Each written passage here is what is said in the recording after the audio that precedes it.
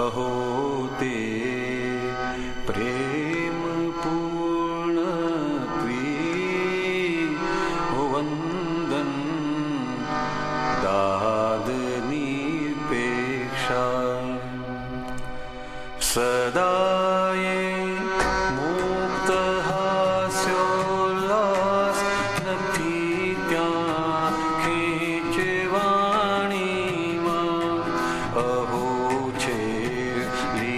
दशा निर्ग्रंथ यथारथ दान पूर्णिमा सदाये मुक्त हास्योल्लास नथी त्या खेचवाणीमां अहो छेल्ली दशा निर्ग्रंथ यथारथ दान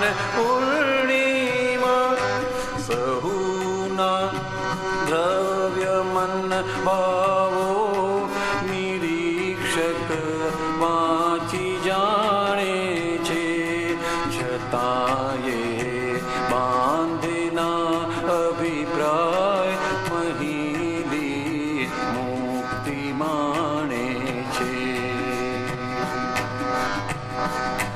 सदाये सौम्यतावदने परम यवगाढ़ संकीते मनुष्योनी बुद्धि पर अपूर्वा पूर्ण ज्ञानी ते कड़ी का रेसड़ेला भी उठावे ज्ञान त्या शंका नथी विश्वास पोता पर चढ़ेला काट मन संचार छे द्रव्य पूर्वे भावेलू ते फूटे छे समय मळता नथी गमता छता आवे विचारो मननी परवशता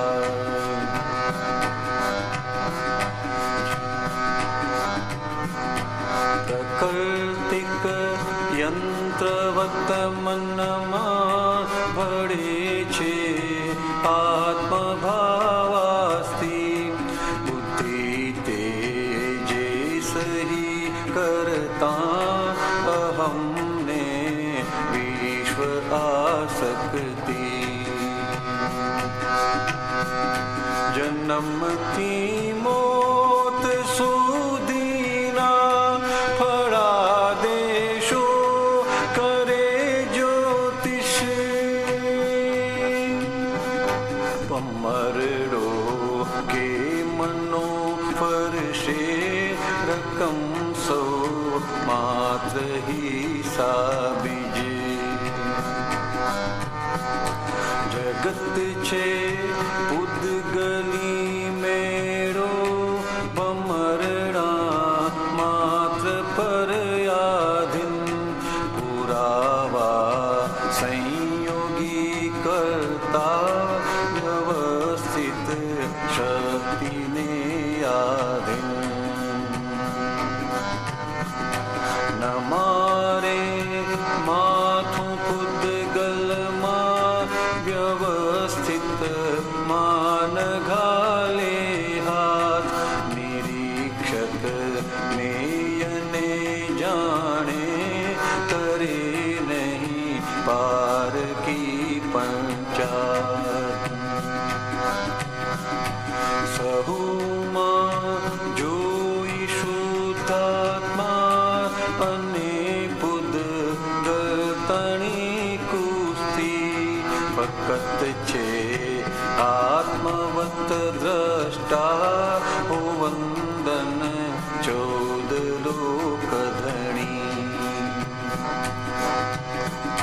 સહુનું આડું યા અવળું જુએ છે નાની તો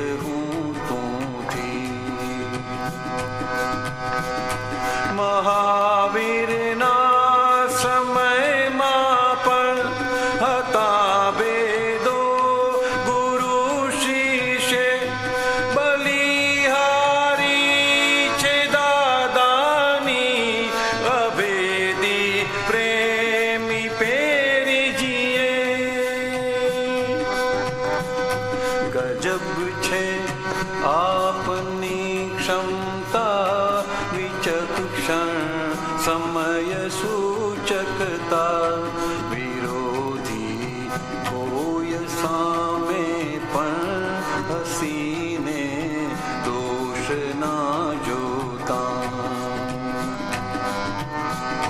अहो निर्भेद प्रेमेश्वर, अलौकिक मूर्त मोक्षेश्वर, निराकुर सिद्ध दानेश्वर, अमन छे ज्ञान संगमेश्वर, अमन छे ज्ञान संगमेश्वर, अमन छे ज्ञान संगमेश्वर, अमन छे ज्ञान संगमेश्वर।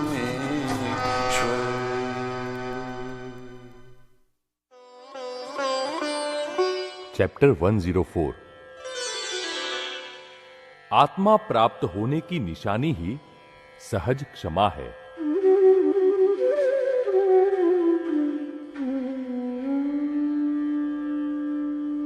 भगवान महावीर के दो प्रमुख शिष्य थे, एक गौतम स्वामी और दूसरे गौशालक।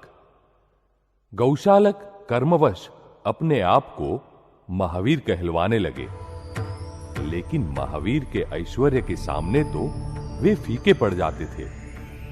उन्हें महसूस होने लगा कि जब तक महावीर जीवित है तब तक उनका डंका नहीं बजने वाला। अतः अंत में उन्होंने सीधे महावीर पर ही तेजोलेशिया का प्रयोग किया।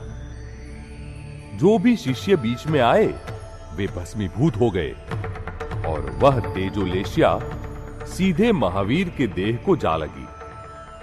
फिर भी भगवान ने कोई प्रतिकार नहीं किया, अतः वही तेजोलेशिया स्वीकार न होने पर वापिस गौशालक को ही जा लगी। तेजोलेशिया का असर महावीर स्वामी पर 6 महीने तक रहा और गौशालक को मरण पर्यंत उसके असर के कारण पीड़ा सहनी पड़ी, यातना सहनी पड़ी। गौशालक ने ऐसा भयानक अपराध किया था जिसका फल नरक गति होता है। फिर भी जब गौशालक का अंतिम समय आया तब महावीर स्वामी ने गौतम स्वामी को गौशालक के पास भेजा और उन्हें प्रतिबोध दिलवाया। गौशालक को उसके अपने कुकर्मों का एहसास हो गया। उन्होंने उसे प्रायश्चित करवाया और गौशालक की मृत्यु सुधार कर उसे 12वें देवलोक के लायक बनाया। इस प्रकार गौशालक को क्षमा मिल गई। इस प्रसंग से हम समझ सकते हैं कि ज्ञानी पुरुष के पास दंड के लायक अपराधियों को भी क्षमा मिल जाती है और वह भी सहज क्षमा होती है। वहां सामने वाले को माफी मांगनी नहीं पड़ती, बल्कि सहज ही उसे क्षमा मिल जाती है। जहां सहज क्षमा होती है वहीं लोग सुधर सकते हैं, शुद्ध हो सकते हैं। वितराग या ज्ञानी पुरुष क्षमा देते नहीं है, बल्कि उन्हें तो क्षमा वर्तना में ही रहती है, क्योंकि वे पूरे जगत को निर्दोष देखते हैं। उनकी दृष्टि में पूरा जगत निर्दोष है और जो कोई कुछ दोष या गलती कर रहे हैं वह तो उनके उदय के अधीन हो रही क्रियाएं हैं। इस जगत में स्वतंत्र कर्ता कोई है ही नहीं। कुछ करना या नहीं करना यह किसी के बस की बात ही नहीं है। प्रत्येक व्यक्ति अपने उदय कर्म के अधीन है और यदि वह अपने उदय कर्म के अधीन कार्य कर रहा है तो उसे दोषित कैसे कहा जा सकता है? उसको दोषित देखना वही हमारा दोष है। यही मिथ्यात्व है। वितराग भगवंतों के विज्ञान में मैं करता हूं, तुम करते हो या वे करते हैं, ऐसा कुछ होता ही नहीं है। धर्म के उस पार कब जा सकते हैं? क्षमा नामक गुण के उत्पन्न होने पर ही दूसरे किनारे पर मोक्ष में पहुंचा जा सकता है, अन्यथा वहां प्रवेश ही नहीं मिलेगा। वितराग भगवंतों में, ज्ञानियों में सहज क्षमा होती है, उन्हें क्षमा देनी नहीं पड़ती। पिछले 2-3 अवतारों से उन्हें सहज क्षमा तो वर्तना में ही रहा करती है। मुंह से बोलकर या शब्दों में क्षमा देने के लिए तो मेहनत करनी पड़ती है, और जिसमें मेहनत करनी पड़ती है वह ज्ञान नहीं है। क्षमा तो चरम दशा का सहज गुण है। सहज क्षमा में शुद्ध प्रेम होता है। आत्मा प्राप्त होने की निशानी ही सहज क्षमा है। भगवान महावीर ने कहा है, क्षमा वीरस्य भूषणम, अर्थात क्षमा तो वीरों का आभूषण है। ज्ञानी पुरुष श्री दादा भगवान कहते हैं, पूरा विश्व मुझ में है और मैं पूरे विश्व में हूं। ये सब हमारा अपना ही स्वरूप है। पत्थर मारने वाला भी हमारा ही स्वरूप है और फूल चढ़ाने वाला भी हमारा ही स्वरूप है। सभी एक ही स्वरूप है। चाहे पत्थर मारने वाला हो या फूल चढ़ाने वाला, चाहे गाली देने वाला हो या प्रशंसा करने वाला, ज्ञानी पुरुष को किसी में भी भेद दिखाई नहीं देता। उन्हें तो दोनों एक ही अभेद स्वरूप दिखाई पड़ते हैं। अज्ञा यानी अज्ञानता से संसार का जन्म होता है, संसार खड़ा होता है, और प्रज्ञा से संसार अस्त हो जाता है। आत्मा ने इसमें कुछ भी नहीं किया है। सूर्य नारायण के बिल्कुल सामने यदि हम गधे का चित्र काटकर लगा दे तो दीवार पर गधे का चित्र दिखाई देगा। इसमें सूर्य नारायण ने क्या किया? ठीक इसी प्रकार संसार में आत्मा कुछ भी नहीं करती। हमने जो कर्म किए हैं उन्हीं का भुगवटा आता है, उन्हीं का फल आता है। इसमें आत्मा को कुछ लेना देना नहीं है। ज्ञानी पुरुष क्या कहते हैं कि यह जगत हमारी ही प्रतिध्वनि है, प्रतिघोष है। बावड़ी या कुएं में जाकर यदि हम बोले कि तू चोर है, तो वापिस यही प्रतिध्वनि आएगी कि तू चोर है। और यदि बोले कि तू राजा है, तो ऐसी प्रतिध्वनि आएगी कि तू राजा है। जितना जोर से बोलेंगे उतनी ही जोर से प्रतिध्वनि भी गूंजेगी, और धीरे बोलेंगे तो धीरे से प्रतिध्वनि आएगी।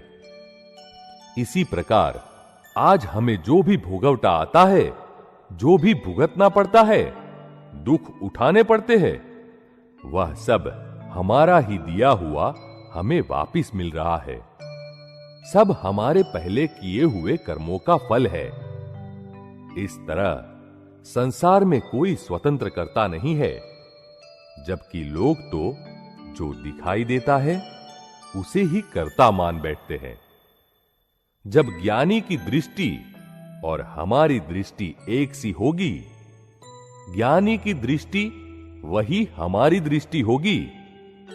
हम भी किसी को कर्ता के रूप में नहीं देखेंगे, तभी मिथ्यात्व दूर होगा और तभी सहज क्षमा का गुण हमारे भीतर भी खिल उठेगा।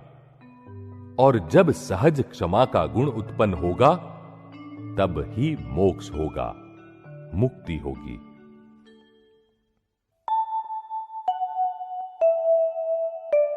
हाइलाइट्स। धर्म के उस पार कब जा सकते हैं? क्षमा नामक गुण के उत्पन्न होने पर ही दूसरे किनारे पर मोक्ष में पहुंचा जा सकता है, अन्यथा वहां प्रवेश ही नहीं मिलेगा। जहां सहज क्षमा होती है, वहीं लोग सुधर सकते हैं, शुद्ध हो सकते हैं। क्षमा वीरस्य भूषणम।